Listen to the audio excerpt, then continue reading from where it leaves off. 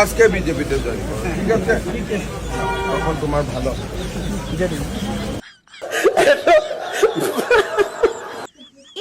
এতিয়া মামা হাঁহিছক কথাটো তাৰমানে সঁচাকে কৈছিলে ন মামা?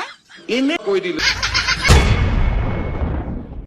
অ মামা থানাত যে এইকেইদিন ইমান কমপ্লেইন পৰিছে, পুলিচ বিলাকৰ মানে মগজ গৰম হৈ গৈছে, কিহৰ কাৰণে বাৰু?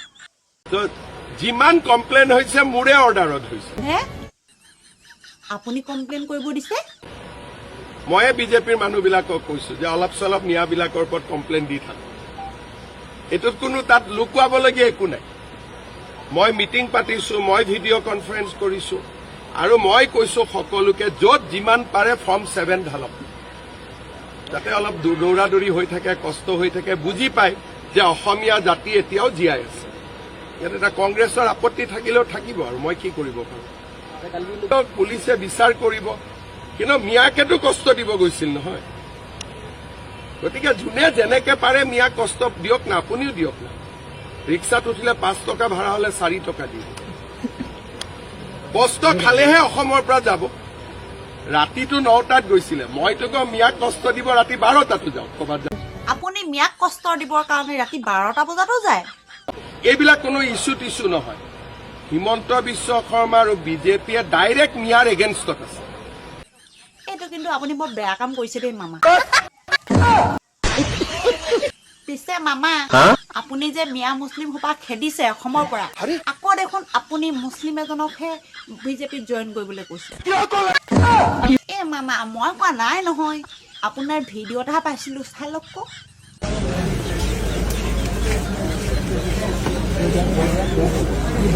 খবরটা ভালো তো? বিজেপিতে আসার কি বুঝতে পারে?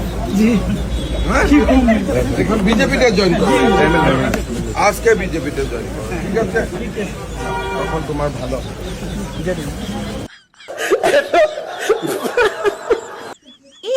এতিয়া মামা হাঁহিছক কথাটো তাৰমানে সঁচাকে কৈছিলে ন মামা? এনে কৈ দিলে মিয়া মুছলিমসকলক অসমৰ পৰা খেদিবলৈ হিমন্ত বিশ্ব শৰ্মা কোন? তেওঁ অসমৰ মুৰব্বী নহয়, তেওঁ অসমৰ মালিক নহয়, তেওঁ বাপেকৰ সম্পত্তি নেকি? মাৰি ঠেং ভাঙি দিম। মামা মই কোৱা নাই নহয়, এই চাচা এজনে কৈছে, চাই লওক। মিয়াক অসমৰ পৰা খেদিবলৈ হিমন্ত বিশ্ব শৰ্মা কোন? তেওঁ অসমৰ মুৰব্বী নহয়, অসমৰ মালিক নহয়, তেওঁৰ বাপেকৰ সম্পত্তি অসম নহয় যে এইটো পৈতৃক সম্পত্তি তেওঁ পাইছে, ইয়াৰ পৰা যি জনগোষ্ঠীক তেওঁ বিচাৰে ইয়াৰ পৰা নিৰ্যাতন কৰি তেওঁ খেদি দিব। এইটো হিমন্ত বিশ্ব শৰ্মাই তেওঁৰ পিতৃৰ পৰা পোৱা পৈতৃক সম্পত্তি নহয়। ইয়াত হিমন্ত বিশ্ব শৰ্মাৰ যিমান অধিকাৰ আছে এজন ভাৰতীয় নাগৰিক হিচাপে এজন গৰীব মুছলমান ঠেলাৱালা, ৰিক্সাৱালা, চব্জিৱালা, ৰাজমিস্ত্ৰী, যোগালীৰ সমান অধিকাৰ আছে ভাৰতীয় নাগৰিক হিচাপে। গতিকে তেওঁ অসমৰ মুখ্যমন্ত্ৰী হ'ব পাৰে, কিন্তু অসমৰ মাটিৰ তেওঁ মালিক নহয়। আৰু দ্বিতীয় কথাটো হ'ল, তেওঁ যিটো ইয়াত অসাংবিধানিক অগণতান্ত্ৰিক কথা কৈছে যে আপোনালোকে যিমান পাৰে এই মিয়াসকলক কষ্ট দিয়ক, ময়ো কষ্ট দি আছো, আপোনালোকে ৰাতি 9টা নহয় ৰাতি 12টাত হ'লেও আপোনালোকে ওলাই যাওক, মিয়াক কষ্ট দিয়ক, সেইটো মোৰ ফালৰ পৰা পাৰ্মিশ্যন দিছো। আৰু এইটো কোৱাৰ পিছৰ পৰাই দেখা গ'ল সমগ্ৰ অসমত মুছলমানৰ ওপৰত নিৰ্যাতন আৰম্ভ হৈ গ'ল। আজি উজনি অসমত কেইবাটাও ইটা ভাটাত, কালিও খবৰ পাইছো, ইটা ভাটাত তেওঁলোকক আমাৰ নামনি অসমৰ শ্ৰমিকসকলক গৈ তাত মাৰপিট কৰা হ'ল। তেওঁলোকক এই উজনি অসম ত্যাগ কৰিবলৈ তেওঁলোকক কিছুমান বেৰুণীয়া গুণ্ডা বাহিনীয়ে তেওঁলোকক ভাবুকি দি আছে। আৰু অসমৰ অন্যান্য জিলাত, শোণিতপুৰ জিলাতো খবৰ পাইছো, উজনি অসমৰ কেইবাখনো জিলাত খবৰ পাইছো। আনকি কালি কলিকাতাৰ পৰা অহা তবলিগ জামাতৰ এটা জামাতৰ ওপৰত বংগাইগাঁও তেওঁলোকে ট্ৰেইনৰ পৰা নামি যেতিয়া নিজৰ ঘৰত গৈ আছে তাতো তেওঁলোকক বেৰুণীয়া গুণ্ডা বাহিনীয়ে মাৰপিট কৰিছে, তেওঁলোকক ৰাস্তাত আগুচি ধৰি। সমগ্ৰ অসমত কিন্তু মুছলমানৰ নিৰ্যাতন আৰম্ভ হৈ গ'ল। আৰু মুছলমানৰ যিটো নিৰ্যাতন আৰম্ভ হৈছে, এই নিৰ্যাতনৰ 1 নম্বৰ হুকুমৰ আসামী অসমৰ মুখ্যমন্ত্ৰী হিমন্ত বিশ্ব শৰ্মা।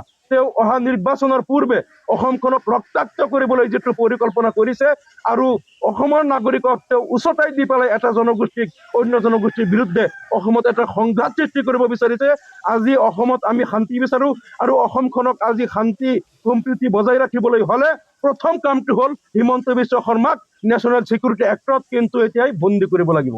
যদি অসমত আজি চাওক, বিজেপিৰ আগতে আমি দেখিছো যে শিলাদিত্য দেৱ বা আমাৰ চৈত্যৰঞ্জন বৰা আৰু অশোক সিংগাল, পীযুষ হাজৰিকা, জয়ন্ত মল্ল বৰুৱা, তেওঁলোকৰ কেইবাজনো মন্ত্ৰীয়েও তেওঁলোকে বিভিন্ন সময়ত উচতনিমূলক মন্তব্য দি পেলাই হিন্দু মুছলমানৰ সংঘাত সৃষ্টি কৰিব বিচাৰে। কিন্তু সকলোকে চেৰ পেলাই আটাইতকৈ প্ৰশাসনিক মুৰব্বীজনে ৰাজ্যৰ তেওঁ সকলোকে চেয়াৰ পেলাই আটাইতকৈ বেছি তেওঁ উচতনিমূলক মন্তব্য দি আছে। মামা এতিয়া আপুনি কি কৰিব? মিয়া মুছলিমসকলক ৰাখিব নে খেদিব? হিমন্ত বিশ্ব শৰ্মাই যদি কিবা এটা কাম হাতত লয় তাক চেচ নোহোৱালৈকে মই নেৰো। আপুনি তাৰমানে খেদিহে আহিব। আপুনি বৰ বেয়া কাম কৰিছে দেই। ঠেং ভাঙি দিম।